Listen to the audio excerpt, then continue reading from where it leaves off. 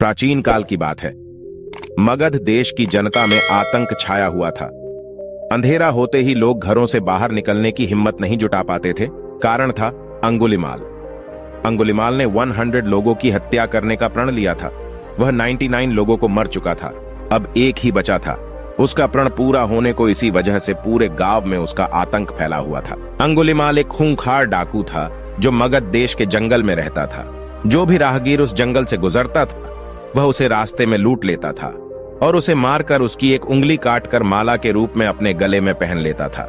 इसी कारण लोग उसे अंगुलिमाल कहते थे। गौतम बुद्ध वैशाली नगर से प्रवास कर रहे थे।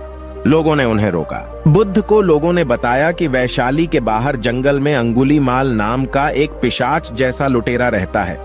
वो लोगों को लूटता है, मार देता है, फिर उनके हाथों की अंगुलियां काटकर उसकी माला बनाकर पहन लेता है। ऐसे खतरनाक इंसान के सामने जाने से अच्छा है आज रात यहीं रुक जाएं। लेकिन बुद्ध अत्यंत शांत भाव से जंगल में चले जा रहे थे। तभी पीछे से एक कर्कश आवाज कानों में, पैडिडी ठहर जा, कहां जा रहा है। बुद्ध ऐसे चलते रहे मानो कुछ सुना ही नहीं। पीछे से और जोर से आवाज आई, मैं कहता हूं ठहर जा। बुद्ध रुक गए और पीछे पलटकर देखा तो सामने एक खूंखार काला व्यक्ति खडेड़ा था। लंबा चौड़ा शरीर, बढ़े हुए बाल, एकदम काला रंग, लंबे लंबे नाखून, लाल लाल आंखें, हाथ में तलवार लिए वह बुद्ध को घूर रहा था। उसके गले में उंगलियों की माला लटक रही थी।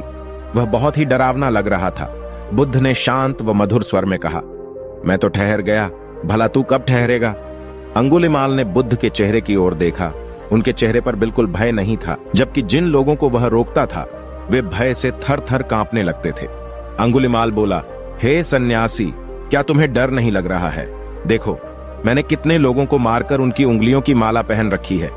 बुद्ध बोले, गौतम बुढ़ा, तुझसे क्या डरना?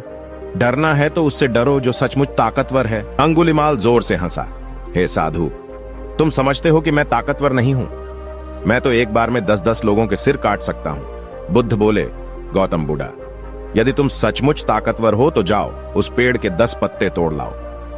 अंगुलिमाल ने तुरंत 10 पत्ते तोड़े और बोला, इसमें क्या है, कहो तो मैं पेड़ ही उखाड़ लाऊं। महात्मा बुद्ध गौतम बुढ़ा ने कहा, नहीं, पेड़ उखाड़ने की जरूरत नहीं है।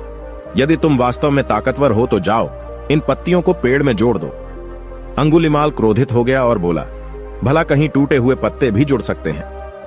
महात्मा बुद्ध ने कहा, तुम जिस चीज को जोड़ नहीं सकते उसे तोड़ने का अधिकार तुम्हें किसने दिया? एक आदमी का सिर जोड़ नहीं सकते तो काटने में क्या बहादुरी है?